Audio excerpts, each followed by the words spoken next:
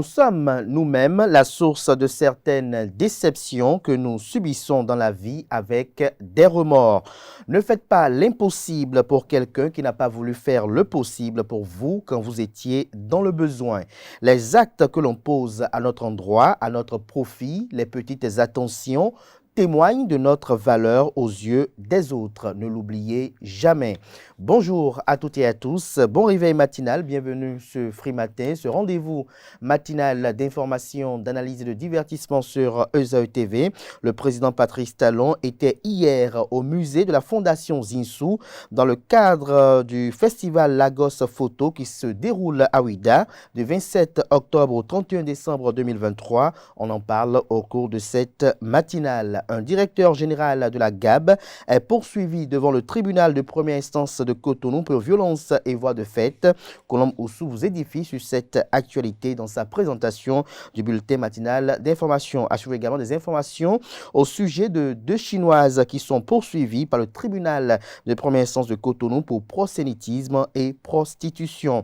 Avant de retrouver Colombe pour le bulletin matinal d'information, j'aurai à vous présenter la une des journaux afin que vous vous imprégniez des différents sujets qui constituent l'actualité au Bénin. Juste après le bulletin matinal d'information, je serai avec le professeur David Kofi Aza, qui est prêtre de Fa, président du Conseil national des cultes endogènes. Il est avec nous ce matin pour parler de la connotation spirituelle de l'homosexualité. Juste après cet entretien, vous aurez droit à la définition du jour avec Francis Fahmy, qui nous fait découvrir l'expression « avoir un compas dans l'œil ». La rubrique « Astuce mode » de ce matin nous fait savoir comment particulariser son style avec des foulards. Et en fin d'émission, Quentin Amoussou nous présente les prévisions astrologiques pour le compte de cette journée. Voilà l'essentiel à retenir du sommaire de ce matin, chers amis internautes. Juste après l'instant pub sur Free Matin, on se retrouve pour parcourir ensemble les unes des journaux. L'École supérieure d'administration, d'économie, de journalisme et des métiers de l'audiovisuel ESAE offre de nouveaux challenges pour l'année universitaire 2023-2024. Étudiantes et étudiants, parents d'élèves nouveaux bacheliers, ESAE, c'est la garantie d'une formation de qualité à des conditions très avantageuses. À Gbedjromede, à Papa, à Boumekalavi et Parakou, inscrivez-vous en administration générale, administration du travail et de la sécurité sociale, trésor et finances publiques, impôts, diplomatie et relations internationales, journalisme et métiers de l'audiovisuel, gestion des marchés publics, planification et développement local, sciences économiques, sciences juridiques et toutes les filières des sciences de gestion. ESAE vous offre des bourses, demi-bourses et de réductions pour les premières inscriptions dans toutes ces filières. Waouh! En licence 1, 2 et 3 et en master, bénéficiez jusqu'à 50% de réduction sur tous nos sites. N'est-ce pas génial? Infoline. ESAE Gbedjromede, 3e rue à droite en quittant le carrefour Le Jador pour la BIBE Jéricho ou au plus 229 90 93 65 21 98 98 14 00 à Kpakpa au plus 229 52 88 33 33 à Boumekalavi au plus 229 52 88 44 44 Parakou au plus 229 52 46 12 12. ESAE, l'excellence à un nom.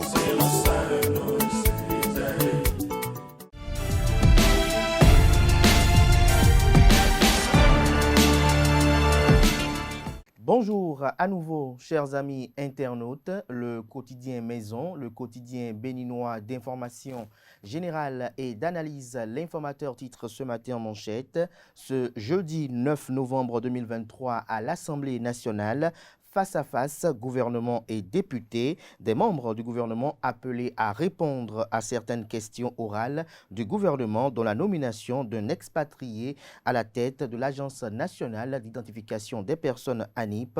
Retrouvez des détails sur l'ordre du jour à la page 3 de la livraison de ce matin de l'informateur. Toujours à la une de l'informateur de ce matin, distribution de kits scolaires par Ouragan Fondation Hundeladji, les écoliers de Saint-Gérard-de-Villiers comblés. Des détails sur cette œuvre caritative et sociale dans les colonnes de la page de ce matin de l'informateur.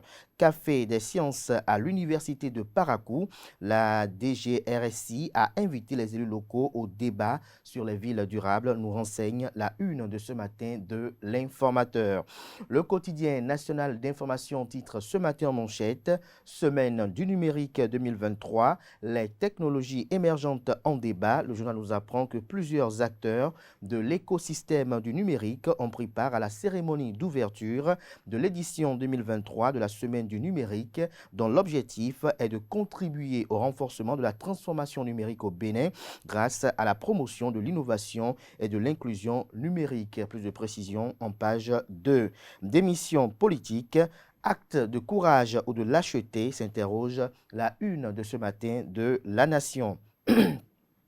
Fraternité nous propose ce matin en manchette, libération des espaces publics à Kokokodji, une blessée, la population accuse, la police républicaine clarifie, une saine collaboration entre les forces de l'ordre et les populations souhaitées. Le journal fait savoir à travers quelques lignes qu'il y a eu de vives tensions entre les populations de Kokokodji et les éléments de la police républicaine. Dans l'après-midi de ce mardi 7 novembre 2023, ces populations ont pris d'assaut l'artère principale et ont brûlé des pneus. La circulation a été bloquée pendant plus de 3 heures d'horloge. En effet, lors de la libération des espaces publics par la police républicaine, une dame aurait été gravement blessée pendant qu'elle était en fuite. Sur place, les populations riveraines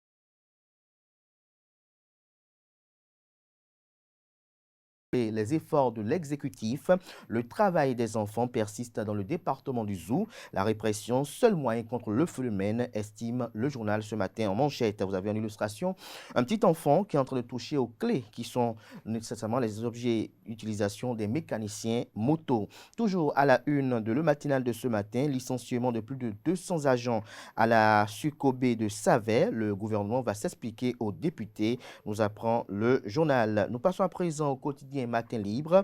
Enseignement secondaire, ça chauffe chez Yves Chabikouaro, ministre en charge de l'enseignement secondaire technique et de la formation professionnelle, des AME, des aspirants au métier d'enseignant et CP, conseil pédagogique, mécontent, un appel aux retraités à polémique. Des précisions sur cette affaire à la page 8. Toujours à la une de Matin Libre de ce matin, acte de clémence du chef de l'État. Qu'est-ce qui bloque la grâce présidentielle 2023, s'interroge le Canard. La polémique enfle, des clarifications attendues, rapporte le journal. Toujours à la une de Matin Libre de ce matin. Pour la visibilité du handball béninois, Radio Peace FM, partenaire de la FBHB. Il s'agit bel et bien de la Fédération béninoise de handball. Le béninois libéré titre ce matin en manchette, menace sur la paix, propos belliqueux d'un député Les Démocrates, à des choquants, révèle le vilain plan de l'ancien président Thomas Boni Yahi. Yahi croit toujours qu'une situation compliquée le ramènerait au pouvoir, annonce le journal. Retrouvez les éléments qui l'amènent à soutenir ceci en manchette à la page 3 de sa livraison de ce mercredi 8 novembre 2023. Toujours à la une du même Canard ce matin, ambassade du Bénin, Simon Pierre à Dovelandé, le drame, le désespoir de Talon, la plaie de la rupture, s'inquiète le journal. Retrouver ce qui l'amène à pousser, qui le pousse à dire à titre ceci en manchette et en deuxième du titre à la une, autant pour moi, dans les colonnes de sa parution de ce matin. Tout comme l'informateur, le Béninois libéré nous apprend qu'il y a eu don de kits scolaires au complexe Saint-Gérard de Villiers, Ouragan Fondation Rondé l'a dit, toujours aux côtés des écoliers et parents vulnérables. Nous passons à présent à Le Potentiel, expansion des pratiques sexuelles contre nature en Afrique, l'homosexualité, la lèpre des temps modernes à bannir du Bénin, estime le journal. Le journal fait savoir que les fantasmes toxiques et insensés des hommes ont propulsé ces dernières décennies l'humanité vers l'abîme de l'irrationnel. Sur l'étalage de l'inexplicable, le sexe est déshabillé et déshonoré par les nouvelles orientations d'une certaine frange minoritaire sur la planète Terre. L'homosexualité avec les pratiques rangées sous le vocable LGBT+, est un phénomène émergent. Retrouvez la suite de l'article du journal dans les colonnes de sa parution, précisément en page 3. Loi de règlement définitif du budget de l'État gestion 2021. Les députés reçoivent les outils nécessaires pour examiner ça bien de gestion 2024. Nous passons à présent au quotidien Info Matin, mais avant, découvrons un autre titre à la une de Le Potentiel de ce matin. Accord sur la zone de libre-échange continentale africaine, la ZLECAf, au cœur des débats scientifiques à l'Université d'Abomey-Calavi. Un colloque international s'ouvre demain, nous apprend la une du jour de Le Potentiel. Info Matin, comme deux frères siamois dans un duel à distance, les ombres de Patrice Talon et de Boni Yayi planent sur les présidentielles de 2026.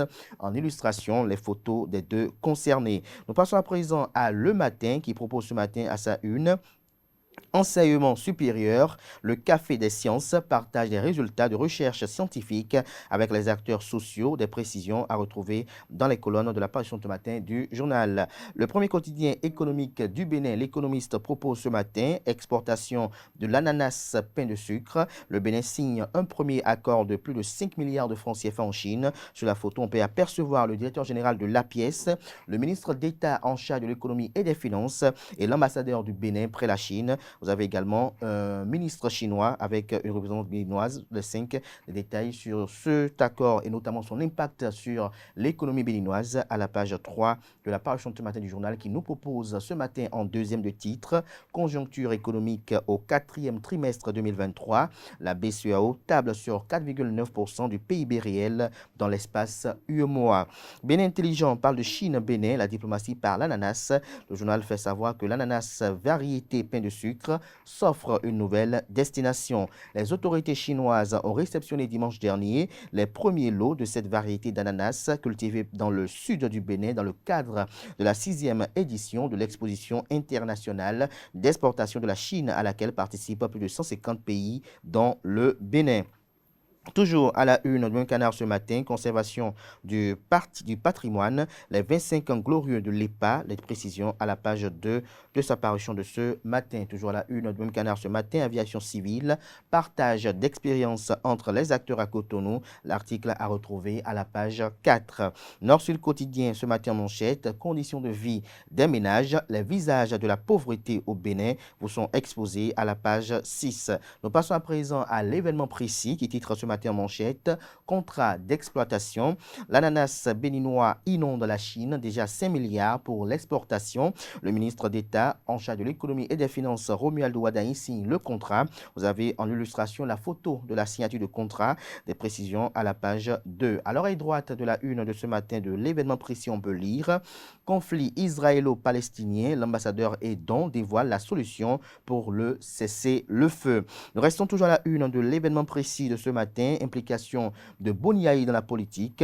L'honorable Eustache-Akovi alerte la mouvance. Retrouvez ses inquiétudes à la page 3. Nous passons à présent au quotidien Le Pays émergent. Crise au sein de la famille du Maracana au Bénin.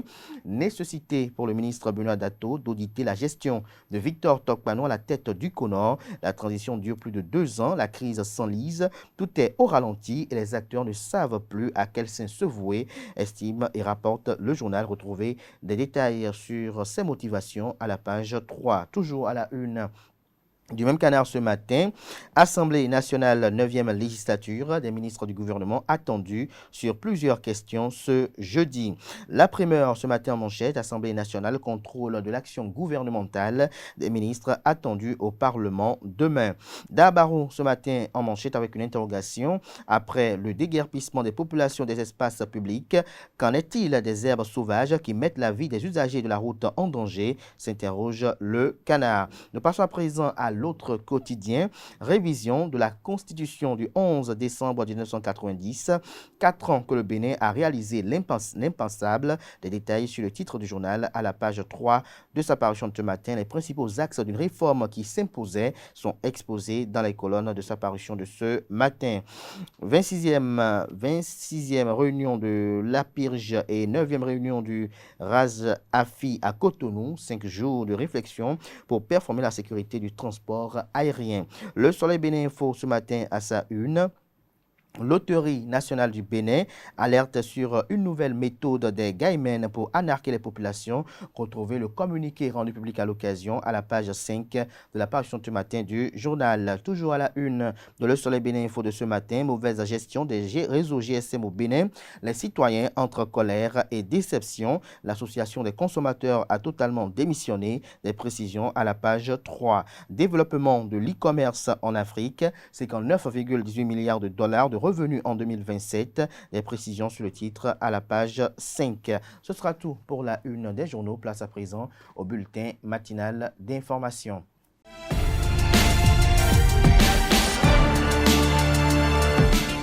Amis internautes, bonjour et bienvenue dans ce bulletin matinal d'information. On démarre par la visite du président Patrice Talon au musée de la Fondation Zinsou à Ouida où se déroule la 14e édition du Lagos Photo Festival sur les lieux.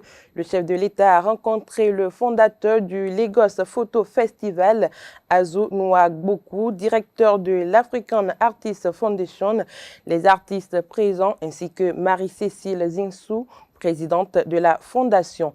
Lagos Photo est un festival international de photographie qui réunit entre autres des photographes et artistes de renommée et de jeunes talents. Les activités sont marquées par des expositions dans des lieux publics et des galeries délocalisées pour la première fois au Bénin.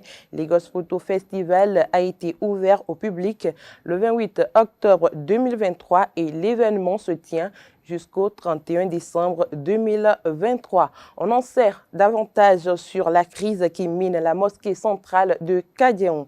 Le haut du culte musulman, théâtre d'une guéguerre à l'origine de la fermeture Manu Militari le 20 octobre, est miné par une affaire d'argent et de pouvoir. C'est ce qu'on peut retenir de la déclaration faite par le médiateur mandaté de l'Union islamique du Bénin, Yakubu Malerossou, lundi dernier dans l'émission Actu Matin sur la chaîne de télévision privée Canal 3. Quand je dis pouvoir, c'est qu'il faut introniser des imams, a précisé le dignitaire musulman avant de généraliser partout, même si on parle de discussion entre fidèles et imams, c'est toujours affaire d'argent ou bien on veut introniser quelqu'un. C'est ça qui est à la base de tout. Autre information, le transport simultané de marchandises et de passagers à bord d'un même véhicule est interdit au Bénin. En prélude à l'application de cette mesure, l'Agence nationale des transports terrestres, ANAT, a sensibilisé les acteurs routiers lors d'une rencontre tenue à Cotonou lundi 16 octobre 2023. Quelques citoyens béninois commentent cette initiative du gouvernement au micro de Francis Farami et Nasrine Fatoumbi. Les véhicules qui doivent charger des marchandises n'ont pas le droit de charger des passagers en même temps. C'est un grand risque. Je pense que en fait, ça pourrait réduire en fait, vraiment les accidents, etc., diminuer le taux d'accidents dans le pays.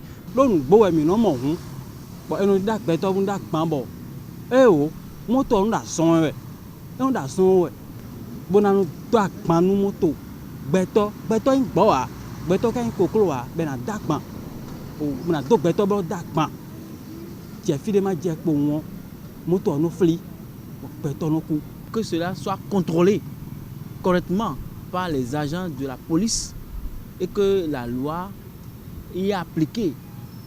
Sinon, ce qui se fait, les gens, on mélange tout, les marchandises, on mélange les passagers, et là où les gens vont rester là, les marchandises viennent prendre la place.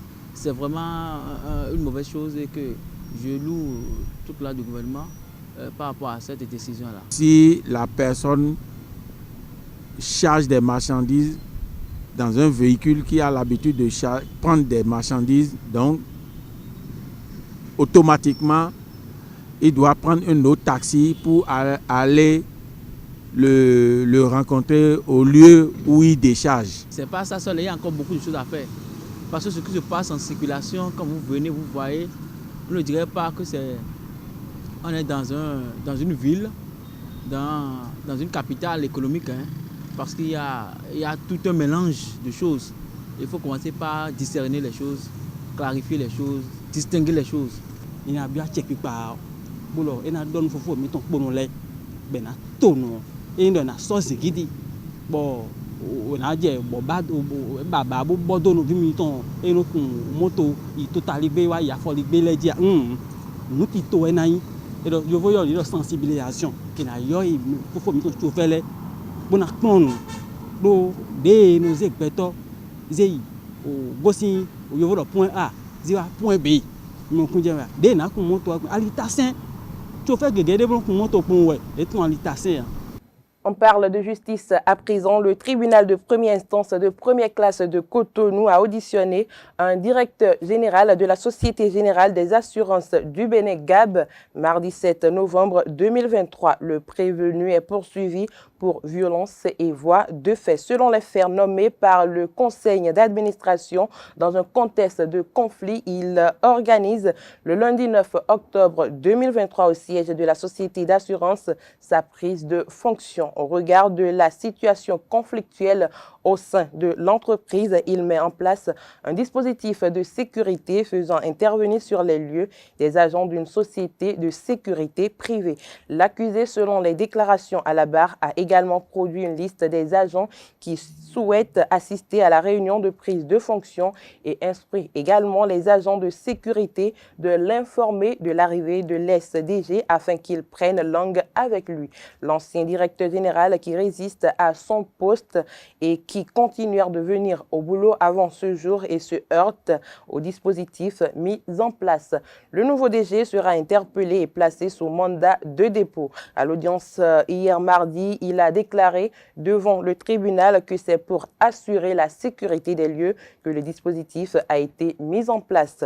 À l'en croire la présence des agents de sécurité privée au siège de l'entreprise le jour de sa prise de fonction ne serait pas de son initiative, mais plutôt du conseil d'administration alors divisé. Dans le cadre du dossier, les décisions portant nomination du prévenu en tant que DG ainsi que celle d'une autre personne au poste de directeur général ont été annulées le 27 septembre 2023 par le tribunal de commerce de Cotonou.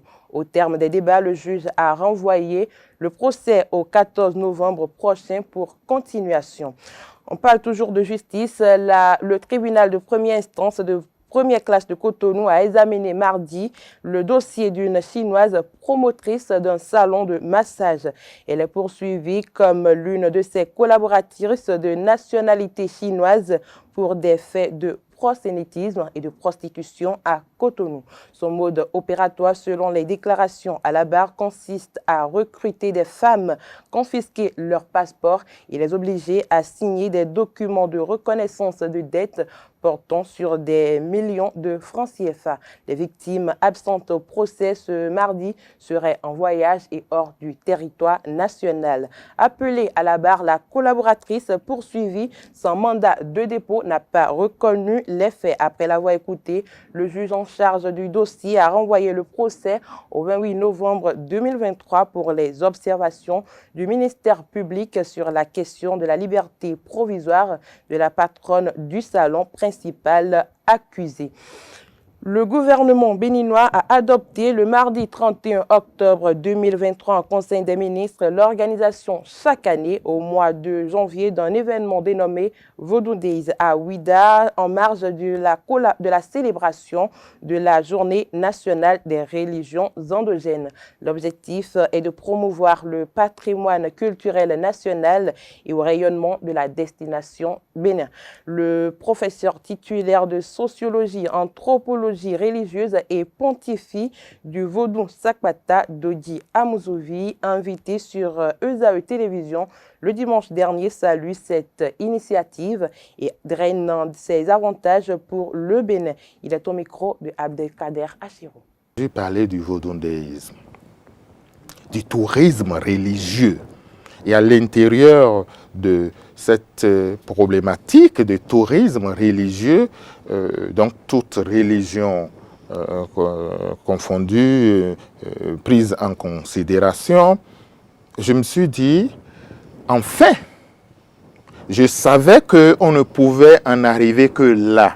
Parce que quand vous voyez les choix stratégiques, la vision qui est la nôtre, celle du gouvernement depuis 2016, quand vous voyez le changement de perception que le Béninois a eu grâce au premier mandat du pouvoir actuel, vous ne pouvez que vous attendre à ces aboutissements-là. Et c'est un aboutissement heureux. Il ne faut pas le comprendre comme une promotion du vaudou. Non, pas du tout. C'est une promotion du tourisme et l'exploitation, la prise en compte, le fait de s'appuyer sur la dimension séculière, profane du vaudou pour développer le tourisme. Et pas que le vaudou. On a déjà nos pèlerinages du 25 décembre, on a notre pèlerinage du 3e dimanche du mois d'août à Dassa et l'autre à Sémé, etc., etc. Si le gouvernement est présent sur ces choses, nous avons la fête du vaudou qui est le 10 janvier. Et si à l'intérieur, le vaudou devient un événement marquant, ça devient donc un événement structurant. Et en tant qu'événement structurant, ça donne une nouvelle grande ouverture du Bénin sur le monde. Ça drainera davantage de touristes dans notre pays. Ça drainera davantage de presse. Tous les projecteurs du monde seront braqués sur cet événement structurant de la fête du vaudou, qui est un événement tout à fait profane. Mais un événement au cours duquel on peut obtenir de la grâce, on peut obtenir des bénédictions, etc., etc., parce qu'il s'agit au départ du vaudou. D'accord? Parce qu'il ouvre le Bénin sur le monde, parce qu'il fait venir des milliers et des milliers de touristes. Il faut manger. Ils vont partir de chez nous avec des souvenirs, ils vont dormir dans des hôtels. C'est autant de réinvestissement ou de bénéfices sur investissement que le gouvernement gagne pour le développement de notre pays. Donc quand j'entends ça, je vois d'abord le développement du pays. Je vois des événements de taille mondiale, de taille exceptionnelle, qui mettent davantage le Bénin sur orbite. Je vois la révélation du Bénin à lui-même et au monde. Parce qu'il y a tellement de Béninois qui sont de bonne foi et qui pensent que quand on dit vaudou, on dit sorcellerie. Et ils sont de bonne foi. Or, des événements comme le Vaudou Days, avec tout ce que ça a de majestueux, de valeur, d'importance, de beau, d'esthétique et de prenant, offrira aux Béninois qui ne savent pas des occasions de savoir. Déjà ça. Ensuite, les Béninois qui savaient, ils donnent l'occasion, ils donnent la possibilité de renforcer cette connaissance-là. Et au monde entier, c'est l'une des meilleures réponses qu'on peut apporter à tout le discours para-anthropologique, à tout le discours mauvais, à tout le discours fou sur une réalité comme l'entité vaudou. Vaudou Days, jour du vaudou. C'est vrai. Mais maintenant, lorsque tout de suite le gouvernement a annoncé cela, on a vu un peu les commentaires un peu au sein de l'opinion.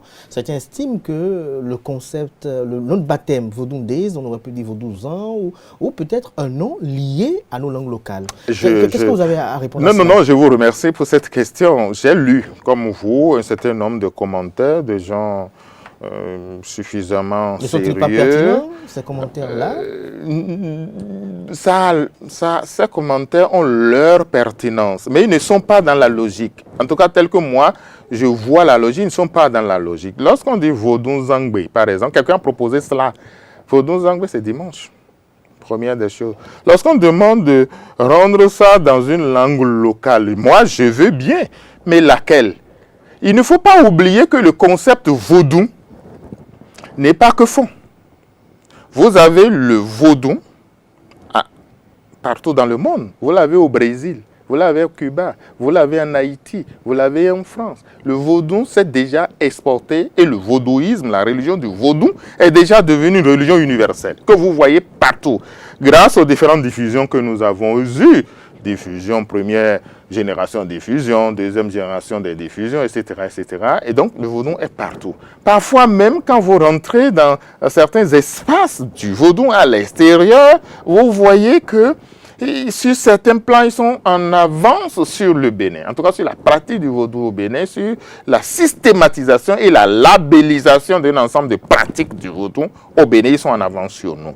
Donc, lorsqu'on va dire vaudou, qui est déjà un concept universel, et qu'on va l'affubler d'un concept fond, par exemple, on parlera à qui?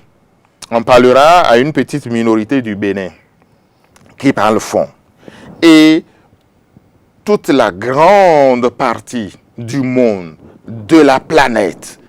Le professeur titulaire de sociologie et anthropologie religieuse et pontifie du Vodou Sakpata est également revenu sur ce qu'est le vaudou dans tous ses états et apporté quelques éléments de clarification sur le fait au cours de l'émission. Le vaudou est Dieu. On ne dit pas, on ne définit pas Dieu. Le vaudou, c'est un mystère. Le vaudou, c'est une entité. C'est une énergie, c'est la cause causante, c'est la cause première. Le vaudou, c'est l'entité qu'on adore, l'entité adorable. À son tour, le vaudou a généré une religion. Le vaudou a généré une culture. Le vaudou a généré des arts. Le vaudou a généré une pensée, un système de vie, un système philosophique, la thérapie. Le vaudou a généré tout un ensemble de cultures, quand bien même elle est une émanation d'une culture. Donc, on ne définira pas le vaudou, il se manifeste comme entité, il se manifeste comme divin. Le vaudou, c'est donc cette entité invisible que nous adorons, et transcendante, et de qui dépend la vie de tous ces fidèles, qui accompagnent tous ces fidèles, puisque il, comme déité, comme divin, il relie l'individu, il relie le fidèle au seul, à la seule transcendance qui est omnisciente, omnipotente, omniprésente. Et quand je dis ça, il ne faut pas le confondre avec les dieux que je peux nommer horizontaux, qui nous proviennent de différentes cultures, de différentes sociétés ou de différents peuples du monde. Ils sont tous des dieux, si vous voulez, horizontaux. Le vaudou, enfin, c'est la modalité que les négro-africains ont trouvée, modalité spirituelle qu'ils ont trouvée pour répondre aux questions existentielles qui sont les leurs et qui sont celles de toutes les sociétés du monde, à savoir, qui sommes-nous, d'où venons-nous, où allons-nous? Que nous est-il permis d'espérer? Alors que d'autres ont inventé la Trinité adorable en Père, Fils et Saint-Esprit, que d'autres ont inventé le Dieu supérieur, suprême avec son prophète, les négro-africains ont mis en place cette modalité-là, cette déité-là, ce transcendant-là, pour leur permettre de répondre aux 4 questions existentielles qui ne peuvent avoir de réponse que spirituelle. Le vaudou est donc un foyer de spiritualité qui, à son tour, a généré une religion, celle du vaudou. Le lien qui est entre le Fa et le vaudou, le Fa déjà, je vais le présenter dans son essence, essentiellement comme le Verbe du suprême, du seul, de l'omniscient, de l'omnipotent et de l'omniprésent. Et ce verbe transmet beaucoup de messages. La transmission de ces messages est assurée par le Bokono. En ce sens-là, le Fa peut être vu comme un outil d'aide à la décision, il peut être vu comme un canal, il peut être vu comme un transmetteur, il peut être vu comme un intermédiaire. Lorsque l'être suprême s'exprime, la saisie de ce message, la saisie et la compréhension de ce verbe peut passer par, peut atterrir dans une déité précise, comme le Hebioso par exemple. Si c'est cette déité qui gouverne les mystères et les énergies ou du feu qui est en avance, qui doit recevoir et accompagner la mise en œuvre de ce message-là que porte le Fa et qu'interprète le Bokono, c'est le vaudou Hebioso qui apparaît. C'est la même chose avec le Sakwata, c'est la même chose avec le Dan, c'est la même réalité avec le Tohosu, etc. etc. Donc, la relation première qu'il y a entre le Fa et le vaudou, l'expression du vaudou se manifeste, le message que reçoit le vaudou, qu'imprime le vaudou, c'est un message divin qui passe par le Fa et qui m'est destiné à moi. Il peut passer par tel vaudou, tel autre vaudou, tel autre vaudou. Ailleurs, le verbe, il s'incarne en un homme. Il s'est incarné en une personne, fût-elle en une chair humaine, fût-elle Dieu, cette chair-là. Mais elle n'est pas moins une personne humaine. Et nous savons tous les limites humaines. Nous savons tous les possibilités de Est-ce à dire que transgression, de trahison. Vous recommandez à nos amis téléspectateurs, s'ils ont envie de recevoir un message du divin, il faut consulter le Fa? Ah ben oui, absolument. Ce n'est pas une question de croyance, ce n'est pas une question d'adoration. C'est la modalité que nous, en tout cas, dans le monde négro-africain, sous cette forme-là, que nous avons mise au point pour recevoir, transmettre, décoder, comprendre des messages en vue de vivre et de vivre bien. Ailleurs, c'est des prophètes qui ont parlé, qui ont reçu le message. Ailleurs, c'est des hommes qui ont parlé. Ailleurs, c'est des hommes faits Dieu qui ont parlé. Ici, le message nous arrive dans toute sa pureté, dans toute sa précision, sans possibilité d'être déformé du fait du vaudou. Parce que le vaudou ne va pas parler. S'il y a des formations, ça va être certainement du fait du Bokono, parce que lui, il reçoit ce message, il interprète les signes, mais qui nous dit que les hommes transmettent toujours fidèlement le message reçu. Hors de nos frontières, à présent au Mali, le dernier convoi de MINUSMA qui avait quitté Kidal le 31 octobre est arrivé mardi soir 7 novembre à Gao. N'ayant pas obtenu les autorisations nécessaires pour organiser un pont aérien pour rapatrier les casques bleus personnels et matériels, le convoi de la MINUSMA a été obligé de rallier Kidal à Gao par la route. Parmi les 150 véhicules mobilisés, certains étaient inadaptés et non blindés. Ils ont été utilisés forcés parce que l'ONU n'a pas obtenu auprès du gouvernement malien l'autorisation de vol pour ces avions. Par stratégie, la colonne de véhicules s'est scindée en 3 groupes. Les casques bleus ont subi 6 attaques aux mines. Il y a eu 26 soldats de la paix blessés, dont quelques cas graves, dans le désert pour étancher pendant une semaine leur soif et pour se restaurer. Les 850 passagers du convoi ont évité tout gaspillage. Arrivé ce mardi à Gao, principale ville du nord du Mali, tous étaient bien fatigués, mais bien heureux d'arriver enfin à destination. En Chine, l'annulation d'un jour férié la veille du Nouvel An lunaire a été vivement contestée sur les réseaux sociaux et une chanson critiquant cette décision a été censurée. Le titre de la chanson intitulé « Parce qu'ils ne sont pas encore arrivés à la maison » aura tenu à peine 1 heure en ligne. La chanson est un monologue du dieu de l'opulence en colère parce que les gens ne le prient plus.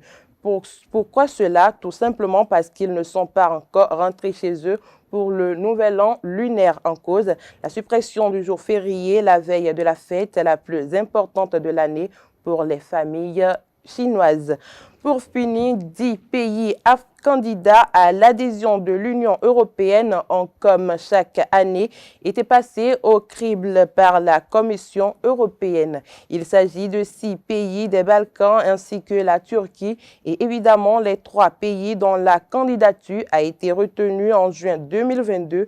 4 mois après l'invasion russe. Il s'agit de l'Ukraine, Moldavie et la Géorgie.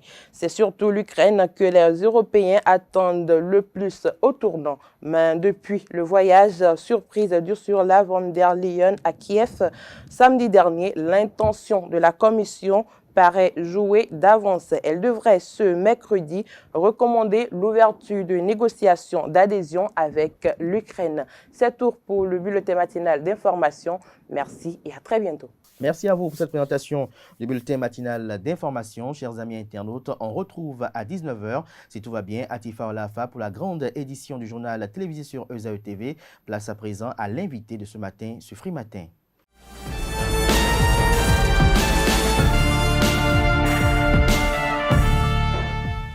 L'invité de ce matin, ce Free Matin, comme je l'annonçais dans le sommaire, je reçois pour vous le professeur David Kofi Aza, qui est prêtre de FA, président du Conseil national des cultes endogènes. Avec lui, ce matin, nous parlons de la connotation spirituelle de l'homosexualité. Bonjour à vous, bonjour. Professeur David Kofi Aza. Bonjour. Merci d'être là, ça fait un sacré bail. Ça fait un moment. Les amis internautes ont demandé d'après vous pendant très longtemps ce que se passait-elle, si on peut le dire ainsi.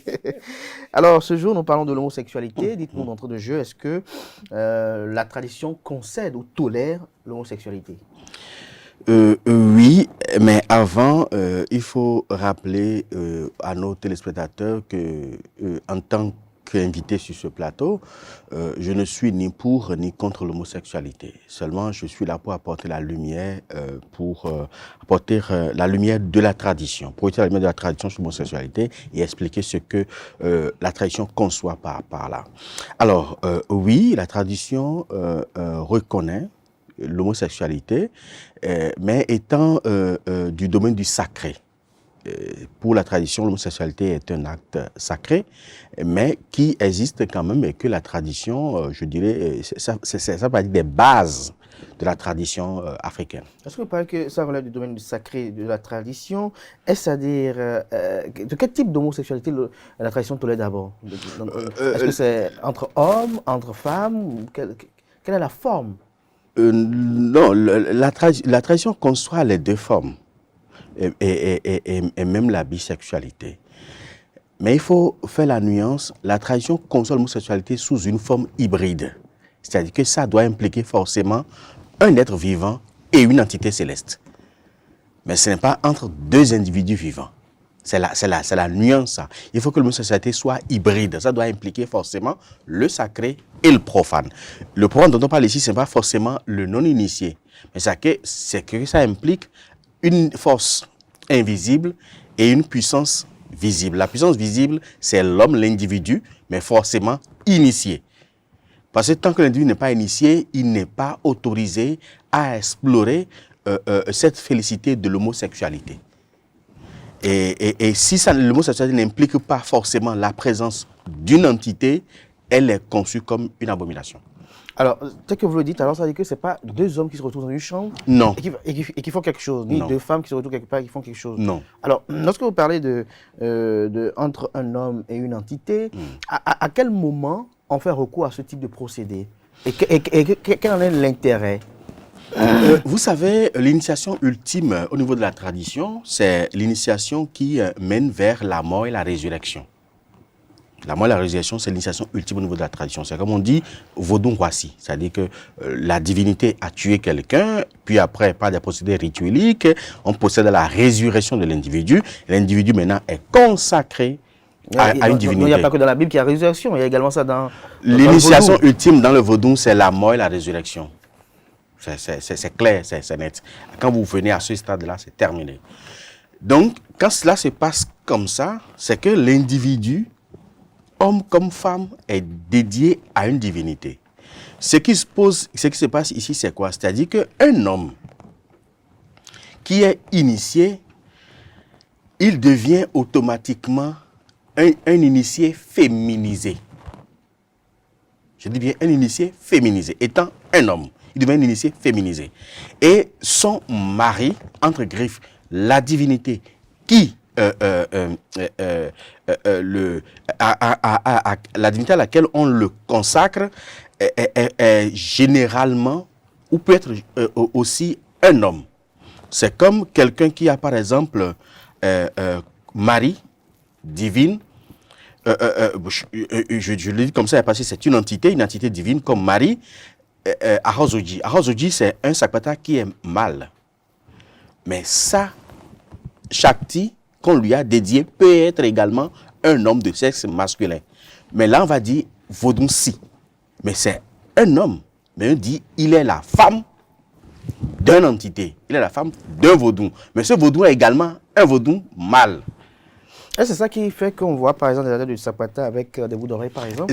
Justement, l'adepte de Sakpata, qui est le vaudou-si, qui est dédié à un Sakpata qui est mâle, quand le vaudou va vouloir prendre possession de son corps, il est obligé de s'habiller de façon féminisée. Donc de porter des boucles d'oreilles comme une femme, et tout, parce que c'est son mari qui vient pour animer son corps. Et ce mari-là qui vient est un mâle aussi. Et l'initié qui est possédé aussi est un mâle. D'où le sacré et l'initié qui deviennent tous deux hybrides en matière d'homosexualité qui est purement du domaine du sacré. Est-ce à dire que cette manifestation de la divinité qui se fait montre et que l'on voit de part et d'autre est entre autres une manifestation de relations sexuelles entre la divinité et ce n'est pas une manifestation profane de relations sexuelles entre la divinité et l'adepte, mais c'est une extase, c'est en quelque sorte c'est un état de conscience que l'individu vit. C'est une félicité que l'individu vit à travers cette divinité-là. Et momentanément, c'est-à-dire pendant ces quelques minutes ou quelques heures, ou parfois quelques jours que l'individu prend possession du corps de l'initié, l'initié même n'est plus là. L'initié même ne s'appartient plus. C'est-à-dire que son côté masculinisé est sorti pour laisser place à son côté féminisé, afin de permettre à son entité de prendre possession de ce corps, de l'animer et de vivre une certaine félicité. Mais il n'y a pas qu'entre hommes et une divinité mâle, il y a également entre deux femmes. Si par exemple, je prends le cas par exemple de Nyohwe Ananou, qui est la mère de Sakpata, généralement, elle possède tant les hommes que des femmes, mais de rares fois les hommes. Et Nyohwe Ananou, c'est une entité féminine. Et sa femme aussi est une femme. Elle est femme et elle prend femme, une femme. Une femme également. Une femme également. Donc, cette femme-là, qui est Ananoussi, donc qui est la femme de Nyohwe Ananou, qui est aussi une femme, quand sa divinité, Asuton Vodon, va vouloir venir, donc quand son mari, qui est en griffe, une femme aussi, va vouloir venir, elle aussi va s'habiller dans ses... Elle va masculiniser un peu son accoutrement? Non, au contraire, elle va féminiser davantage son accoutrement. Mais c'est que la femme qui est masculinisée, c'est l'entité, au fait. C'est quoi qu'en soit la situation, c'est l'entité qui se masculinise. C'est-à-dire que l'entité soit une femme ou un homme, l'entité se masculinise pour pouvoir prendre possession de sa femme, qui peut être une femme comme un homme. Alors, quel est l'intérêt pour un initié ou un adepte de vivre cette félicité-là, qu'il soit homme ou femme? L'intérêt, ça va dans la droite ligne du processus initiatique qui permet à l'individu de contempler je dirais, la beauté divine, de contempler l'immensité cosmique, donc l'immensité de Dieu.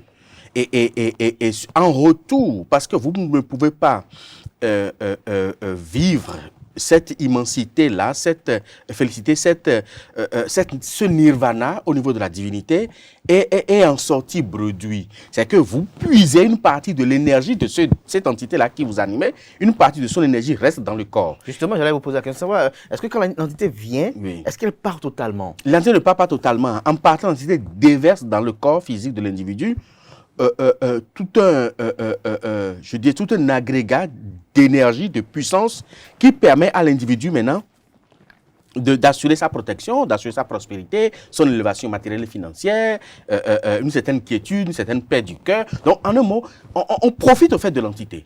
Le fait que l'entité prenne possession de notre corps profite de nous, nous aussi on profite de l'entité. C'est comme l'homme et la femme qui vont vers l'acte sexuel, la femme en profite autant que l'homme également. Donc, c'est en quelque sorte de façon caricaturée ce qui se passe en réalité, c'est-à-dire que l'entité a besoin d'un corps physique pour animer ou pour s'animer ou pour se sentir en quelque sorte vivante. Mais en retour, nous puisons de son énergie une partie qui nous permet également de nous sentir aussi dans une certaine félicité et de vivre le nirvana, même si c'est pour une courte durée. Mais est-ce qu'avec ces procédés-là, Oui. est-ce que durant le rituel ou le procédé initiatique, est-ce qu'il peut arriver à ce qu'une femme, par exemple, se retrouve après toute l'animation, toute l'extase de la divinité, se retrouve après avoir peut-être joui ou peut-être Non, pas du tout. Pas du tout. Pas du tout. Il n'y a pas cela. Mais est-ce qu'il n'y a pas de revers, comme quoi après les maris de nuit s'invitent dans la situation? Non, ça n'a rien à voir. Au contraire, dès que vous avez une entité comme mari, ça peut être une entité féminine ou masculine comme mari, les phénomènes de mari de nuit ou femme de nuit sont du coup éloignés de vous. Éloignez de vous. Oui, parce que vous avez déjà quelqu'un dans votre vie sur le plan spirituel, donc ce n'est plus possible. Mais eux, sur le plan spirituel, lorsqu'ils sont dans votre vie, ils ne vous embêtent pas ou vous sentez que peut-être au réveil, c'est comme si vous avez fait l'amour dans la nuit, par exemple. Oui, c'est parce qu'il y a une désharmonie entre vous et l'entité. Parce que quand il y a la présence d'une entité comme ça, parce qu'il y a les morts qui se manifestent, il y a beaucoup de phénomènes, mais si c'est avéré que c'est une entité réelle qui a besoin de vous, il suffit de faire les rituels de consécration à cette entité-là et le phénomène de mari de nuit s'arrête. Mais c'est que l'entité a une place dans votre vie et a une période pour se manifester. Il y a une période pour se manifester de façon périodique. Alors, est-ce que ce qui est fait, ce que vous constatez un peu dans la société où on voit des hommes qui se métamorphosent en femmes, on voit des femmes qui veulent avoir une apparence masculine au point même de modifier leur morphologie, leur accoutrement et autres. Est-ce que pour vous, ça a une connotation spirituelle dans la tradition? Ça a fortement une connotation spirituelle. Ça a toujours existé. Hein. C'est parce qu'on a commencé par négliger certains aspects de la tradition que ça a pris de propension. Lesquels, par exemple? Vous savez, je vais aller terre à terre pour que ceux qui nous suivent comprennent. C'est une question d'énergie.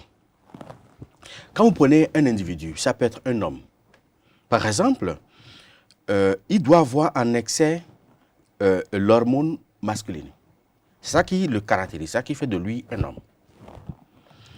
Maintenant, au cas où cet homme-là a en excès l'hormone féminine et que l'hormone masculine commence par hiberner, il va commencer à développer des attitudes féminines.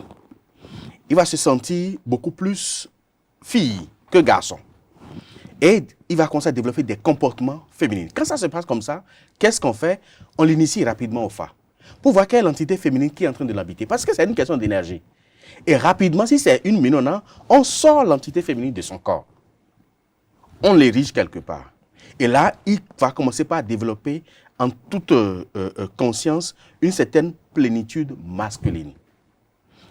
Si on ne le fait pas, c'est parce qu'on ne le fait pas que l'enfant développe davantage des potentialités féminines, évolue dans ça, et au bout du rouleau, ne peut que se sentir fille. Et quoi qu'en ça, ce qu'on va faire, elle va développer forcément des aptitudes d'homosexualité parce qu'elle sera portée sur les hommes.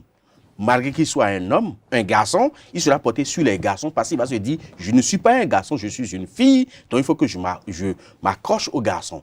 Et parce qu'on n'a pas pris soin de lui éviter cela sur le plan spirituel. Mais si c'est une fille, par exemple, qui devrait avoir l'hormone masculine en hibernation et l'hormone féminine en excès, si l'hormone féminine commence par hiberner, et que l'hormone masculine prenne le dessus, elle va se sentir garçon. Elle va vouloir s'habiller comme un garçon, affirmer son autorité comme un garçon. Quand on retrouve ça, on lui fait rapidement le phare et on sort Boko-Legba de son corps. Tant qu'on n'a pas sorti Boko-Legba de son corps, cette fille va toujours continuer par avoir des comportements de garçon. Elle va grandir avec. Et quand ça va devenir une habitude, et qu'elle ne va développer que ça, elle ne va se sentir à l'aise qu'en présence d'une fille. Et d'une fille qui se sent effectivement fille dans son corps, pas une fille qui se sent garçon. Donc, pour les garçons, elle va se dire, les garçons sont mes camarades, en quelque sorte. Donc, nous sommes tous les mêmes. Donc, puisqu'elle se dit garçon, elle va s'habiller comme garçon, se coiffer comme garçon, parler comme un garçon, affirmer son autorité et tout. Donc, si on ne prend pas très tôt les dispositions pour sortir l'énergie de virilité de son corps, l'énergie de virilité va continuer par animer cette fille-là jusqu'à ce qu'elle va grandir, va devenir une femme, mais une femme qui ne se reconnaît qu'à travers les potentialités d'un homme. Est-ce que c'est fait de part et d'autre, Oui. l'un mis dans l'autre, du côté de l'homme et de la femme? Est-ce que lorsque le rite initiatique aux femmes n'est pas effectué et qu'elle grandit ou il grandit avec, est-ce que ça n'a pas de répercussions sur le détenteur de cette divinité-là qui inverse son sexe? Et ça de répercussions, puis la répercussion, c'est beaucoup plus... Oui, Si on parle pas d'un garçon. en dehors du choix Oui. de l'orientation sexuelle Oui. et des faits, est-ce qu'il y a d'autres impacts? Il y a d'autres impacts sur le corps physique de l'individu. Par exemple, le garçon qui, par exemple, se sent dans la peau d'une fille, il aura forcément des difficultés érectiques. Même si on prenait les dispositions et qu'il se reconvertisse et reconsidère son orientation sexuelle, il aura des difficultés à aller correctement au sexe avec une femme. Et ça va continuer, peut-être ça va durer toute sa vie, au fait. Et la femme, elle sera frigide, c'est ça? La femme peut être frigide. Une femme qui se sent dans la peau d'un garçon développe des aptitudes de frigidité. Même elles ont même de difficultés à concevoir par la suite. Si elle n'a pas eu la chance d'avoir un enfant très tôt, avant que... Parce que c'est quelque chose qui peut être latent en vous. Ça peut ne pas se faire remarquer dès l'enfance. Vous pouvez avoir peut-être 15 ans, 17 ans, même 20 ans, même 25 ans, avant que l'hormone ne déclenche cette animation-là en vous. Donc, il y en a, de façon précoce, on peut détecter, mais il y en a qui grandissent, et c'est peut-être après 15 ans, 20 ans, qu'elle commence par la fille commence par se réaliser qu'en réalité, elle n'est pas fille. Et dans sa tête, vous ne pouvez rien faire pour lui enlever ça. Dans sa tête, elle va se dire, je suis un garçon. Et ce n'est qu'à travers cette appellation-là qu'elle se reconnaît. Donc, ça peut arriver à tout âge. Même jusqu'à 40 ans, on peut développer des attitudes d'homosexualité. L'homosexualité. Alors, face à cela et avec l'ampleur que prend l'homosexualité aujourd'hui dans nos sociétés, est-ce que vous estimez qu'il y a des précautions à prendre pour tout un chacun? Il y a forcément des précautions à prendre. Mais la proportion que nous vivons ces dernières années-ci n'est pas seulement que spirituelle. Il y a le suivisme également. Il y a le suivisme, mais il y a aussi les médicaments que nous prenons. Parce qu'il y a beaucoup de produits, surtout les antidouleurs et également beaucoup de médicaments qui combattent la fièvre et autres, féminisent davantage les enfants. Donc, il y a ce que nous consommons aujourd'hui qui milite malheureusement en faveur de la féminisation de nos enfants, donc de nos garçons. Mais il y en a également qui contiennent des hormones qui militent à la masculinisation de nos filles. Mais ce que vous dites là, professeur David Kouviaza, jusque-là, il y en a qui naissent, on les voit, garçons ou filles, ils le sont jusqu'à 25 ans, ils assument leur masculinité, ils assument, ou elles assument leur féminité, et peut-être après une relation amoureuse ou deux relations amoureuses, du jour au lendemain, elles changent. Oui, d'autres même ont été même au foyer, ont eu des enfants, bien sûr, et du jour au lendemain après, elles changent. Malheureusement, beaucoup mettent ça sur le coup. Beaucoup mettent ça sur le coup de la déception sentimentale. Ce n'est pas une déception sentimentale. La déception sentimentale n'est qu'un élément déclencheur. Oui. Parce que ça, toujours, tant que ce n'est pas là, il y a des femmes qui subissent des déceptions sur des déceptions, mais qui continuent toujours d'affirmer leur féminité. Donc, la déception n'est qu'un élément déclencheur, au fait, de cette situation-là, qui est déjà latente en elle. Mais pourquoi il n'y a eu aucun signe avant-coureur depuis la naissance, que l'hormone ne se réveille pas, Tant que le monde ne se réveille pas, tant que la divinité sommeille, c'est ça? Sommeil, on ne doute, tant que c'est en émanation, on se doute de rien du tout. Même l'individu même ne sent absolument rien du tout. C'est quand ça sort de l'émanation que les effets commencent par se faire sentir. Mais c'est que ça ne vient pas du jour au lendemain. Ça vient peu à peu. Elle va commencer à développer les attitudes peu à peu, et après, bon. Mais est-ce que est-ce que vous, les Vaudounos, dans les ronroués, c'est qu'on les appelle ainsi, est-ce que vous n'avez pas des adeptes ou des fidèles qui sont homosexuels? Il y en a plein aujourd'hui. Et ça ne vous gêne pas? Ça gêne des fois, mais c'est qu'on n'a pas pris les dispositions à temps. Donc même si après on prend les dispositions, mais vu que la tradition se fait à un sens, pourquoi dans les couvents, il n'y a pas de dispositions qui sont prises pour, ou bien ils sont utilisés, ils ont leur utilité dans les couvents? Non, c'est pas qu'ils ont leur utilité, mais c'est parce que leur entité, vous voyez, il y a beaucoup je vous donne un exemple, de garçons et même d'hommes qui sont par exemple dansés, donc adeptes de la divinité dedans, donc femmes dedans. Mais ces garçons-là se comportent et parlent comme des filles. Et quand vous les voyez, c'est comme ça, ils sont... on ne peut rien faire pour leur enlever ça, en fait. Maintenant, si les dispositions étaient prises en amont et que on a réussi à sortir cette énergie féminine, donc cette énergie cette énergie passive ça pouvait se corriger. Mais si on prend aucune disposition et que le phénomène de l'accoutumance s'installe, quoi qu'en soit, ce qu'on fera, c'est que ça va continuer. Ça va continuer. David Kofi Aza, une ou deux questions avant de conclure ce matin. Que dites-vous de ceux qui disent, ça se dit, que l'homosexualité est un rituel propitiatoire? Non, ce n'est pas un rituel. L'homosexualité entre des humains n'est pas rituelique. C'est juste une conviction et une conception que chaque individu possède. Alors, quelle est la connotation spirituelle profonde? Si c'est spirituel, c'est rituel. Je dis bien, si l'homosexualité est spirituelle, c'est rituel. C'est-à-dire, genre, ça implique un humain et une entité. Alors, en dehors des dancing et de vaudou Sapata, est-ce qu'il y a d'autres vaudous qui sont impliqués dans cela? Beaucoup de divinités sont impliquées. Vous avez parlé de Boko Legba aussi tout à l'heure. Oui, il y a Boko Legba est beaucoup plus impliqué. Là, c'est beaucoup plus au niveau des femmes que Boko Legba intervient. Milona intervient aussi au niveau des hommes, Da intervient aussi au niveau des hommes. Mais il y a également des Torosu qui interviennent au niveau de certaines femmes. Et quand Torosu intervient au niveau de certaines femmes, là, elles sont même très autoritaires, en fait. Très, très autoritaires. Et il y a aussi Gou qui intervient au niveau de certaines femmes. Et quand Gou intervient au niveau de la femme, d'abord, elles sont très violentes, hyper jalouses. Elles sont même prêtes à aller jusqu'au sang, même jusqu'au crime de sang, pour défendre leur relation, au fait. Donc, c'est des femmes qui ne reculent devant rien. Quand un groupe possède une femme, c'est très dangereux. Très dangereux parce qu'elle va se sentir homme. Non seulement elle va se sentir homme, mais elle va se sentir guerrière.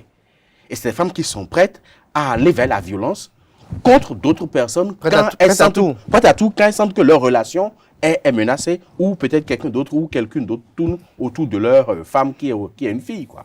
Alors, donc, pour résumer, donc, l'homosexualité dans la tradition, ça existe, mais ce n'est pas entre hommes et hommes, femmes et femmes, mais c'est entre hommes et une entité. Femme et une entité. Alors, voilà. Un mot, droit dans la caméra, nous avons interrompu pour conclure.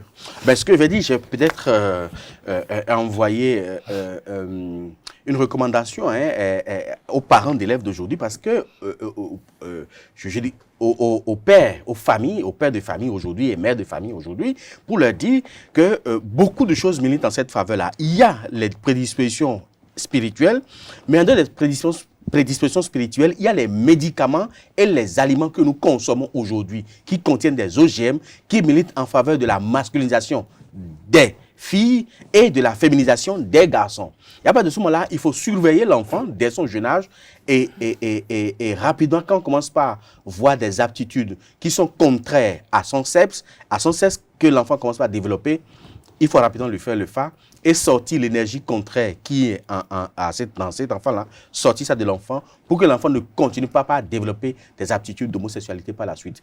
Parce que ça ne peut pas être combattu. On ne peut pas combattre ça, mais il faut travailler pour que cela puisse s'harmoniser et que l'individu s'harmonise avec l'énergie qui le porte. Et ce n'est qu'à partir de ce moment-là qu'on peut faire régresser ce phénomène d'homosexualité qui prend dangereusement d'ampleur dans notre pays. Merci à vous, David Kofi Aza. Je rappelle que vous êtes prêtre de FA, président du Conseil national des cultes endogènes. Merci à vous, chers amis internautes. À présent, on installe Francis Fahami pour la définition du jour.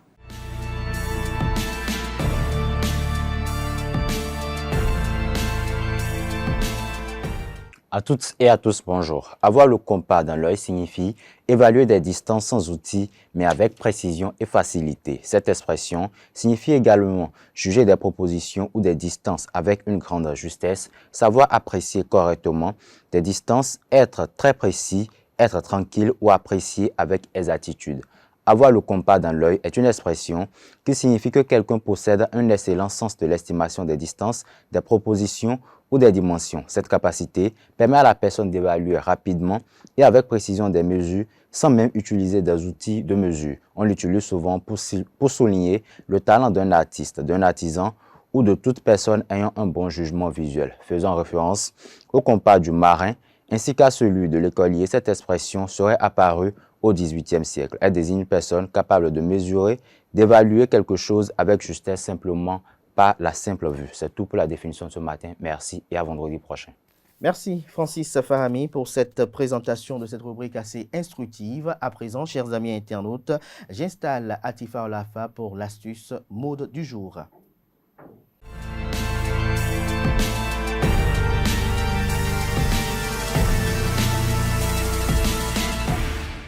Bonjour à tous, aujourd'hui dans Astuce Mode, on va parler de comment booster son style en portant autrement le foulard.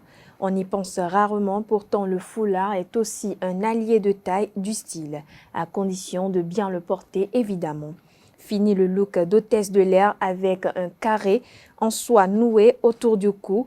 Osez le transformer en joli bandeau pour vous coiffer, l'enrouler autour de votre poignet en guise de bijoux ou le faire passer dans les passants de votre jean pour qu'il se substitue à une ceinture. De quoi être original en un clin d'œil. Voilà, chers internautes, c'est tout pour Astuce Mode de ce jour. Merci à vous pour cette présentation, Atifa Olafa. À présent s'installe le chroniqueur des prévisions astrologiques.